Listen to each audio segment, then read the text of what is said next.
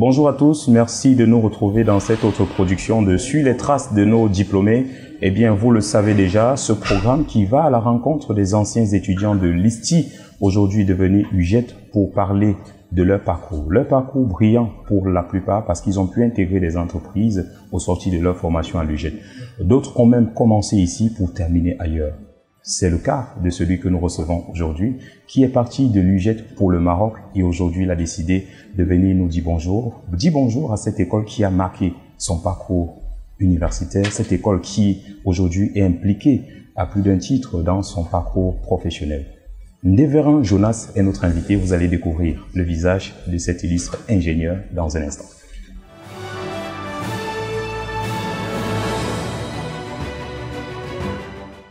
Ndévéran Jonas est donc notre invité, c'est un professionnel, c'est un ingénieur au sens fini du terme, un produit de l'Institut universitaire des grandes écoles des tropiques, même si quand il s'est inscrit, c'était encore l'ISTI, il fait partie de la première promotion, il a d'ailleurs fait ses classes préparatoires ici à l'UGET et quelques années plus tard, il revient du Maroc et il s'arrête à l'UGET pour dire bonjour. On va d'ailleurs dire bonjour à tous ceux-là qui nous regardent. Bonjour. Un mot pour ces personnes qui nous regardent? Bon, un mot, c'est que je dirais par un remerciement.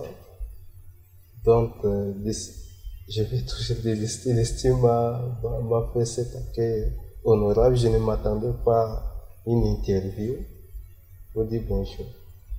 D'accord, merci donc à la grosse équipe qui nous permet de réaliser cette interview. Alors, quelques années plus tard, 7 ans, après votre passage à l'UGET, vous revenez dire bonjour. Pourquoi cette attention particulière? En fait, mon retour à l'ISTI, c'est d'abord ma première école universitaire. Donc, je me souviens toujours de ce temps que j'ai passé avec mes camarades et tous les membres, les personnels de l'ISTI en ce temps.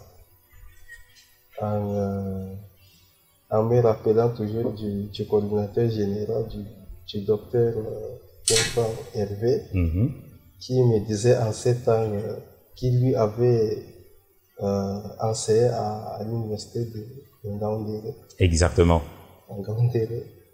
Et je lui disais, par rapport à la formation ici, du cycle ingénieur, moi je ne voulais pas, je voudrais attaquer directement le domaine, le côté technique. Il m'expliquait que non, c'était pas le cas du cycle ingénieur, commence toujours par les classes préparatoires. Les classes préparatoires autour des maths et la physique.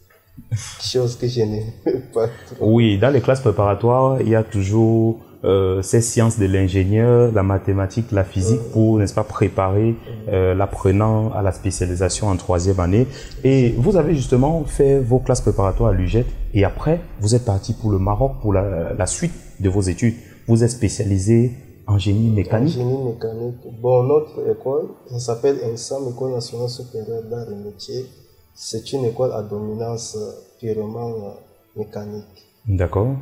Vous avez fait 3 ans, 4 ans? Non. Bon, les 2 années, ce sont les cycles préparatoires. À la différence ici, nous faisons plus de spécialités.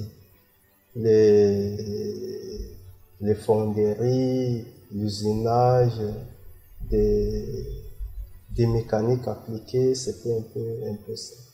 Donc vous avez fait les classes préparatoires également au Maroc. Oui, Est-ce que les classes préparatoires que vous avez fait ici à l'UGET ont été d'un apport intéressant de l'autre côté? Oui, il y avait des similitudes, je peux dire, de certaines matières de physique.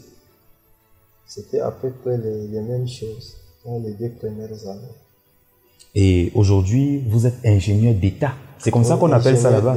Ingénieur d'État, puis on met l'option en génie mécanique procédé de fabrication. D'accord, il faudrait bien rappeler cela parce que si je mélange, je peux un peu me mêler les pédales. Regardez la caméra et précisez bien à ceux-là qui nous regardent. C'est ingénieur d'État, précisez votre spécialité et qu'on puisse noter. Ingénieur d'État en génie mécanique procédé de fabrication industrielle. Au sortir de votre formation, vous avez pu vous intégrer dans une entreprise. Oui, vous travaillez depuis 2 ans? À peu près depuis le 19 septembre 2022 que je travaille. D'accord. Et en quoi consiste votre travail de manière spécifique? Moi, je travaille en tant qu'ingénieur en maintenance mécanique dans une société qui s'appelle GESA. GESA, c'est une société de services qui fait les conceptions et la maintenance également à l'OCP. OCP, c'est Office chérifien de phosphate. C'est la première société du Maroc. D'accord. Vous êtes là pour un court séjour et ce matin, vous êtes arrivé, vous avez rencontré le coordonnateur général. Même si à cette époque, il n'était pas coordonnateur général, je pense qu'il était DAC. Il était DAC à ce moment. Voilà. Qu'est-ce que ça vous a fait de rencontrer Dr Hervé Kinfan dans son bureau? On vous a vu, vous avez même pris votre téléphone pour un petit selfie.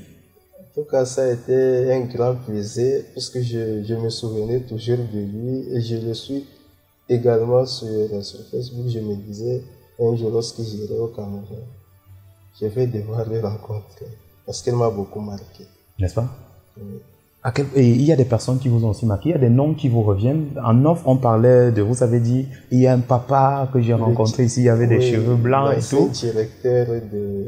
Professeur Dikoumé. Le professeur Dikoumé. Il y a une dame qui nous enseigne également la chimie, le docteur en ce temps.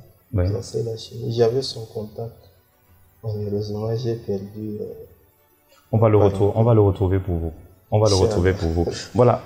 Votre parcours est quand même très intéressant parce que vous avez fait terminale. C'était F3. Oui, terminale F3, mais dans le Grand Nord. En fait, j'ai fréquenté dans mon arrondissement, Tokombéré. D'accord. Ensuite, j'ai fait de première année, puisque l'enseignement technique, on dit première année, deuxième année. De première année jusqu'à première. F3, c'était à Tokombéré.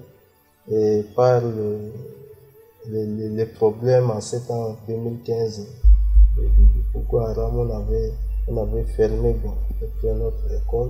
On ne pouvait pas continuer dans notre école. J'étais à Garoua, lycée technique de Garoua Djambuto. J'ai fréquenté là-bas. Et mon dossier de bac, je l'ai déposé à Mora. Mayo Sava, c'est mon arrondissement. C'est là-bas que vous avez rencontré votre camarade Blaise Pascal. C'est lui qui m'avait conseillé de venir à Esti. Mais comment il connaissait Esti, puisque lui-même il était dans le Grand Nord? Bon, c'était à travers la télé, je crois bien, à travers la télé qu'il a découvert Esti. À travers la télé, vous êtes donc retrouvé dans cette école. Lorsque vous êtes revenu, vous voyez que les choses bougent, qu'Honorable Nguepi a de la vision, il réalise ses ambitions parce que justement il s'est dit les projets d'avenir sont proches. Oui. En tout cas, tout a changé, je ne me retrouverai pas. D'accord. On va sortir de cette interview. Est-ce que vous avez un dernier mot, quelque chose de particulier à adresser